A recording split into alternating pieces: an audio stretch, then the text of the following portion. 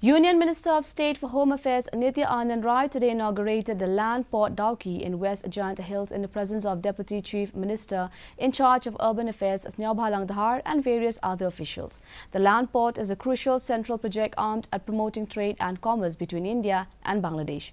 In addition to serving as a hub for trade and commerce, land port Dawki also facilitates passenger movement across the border. The development of land port Dawki was approved by a high-level empowered committee of MHA on February 4, 2016.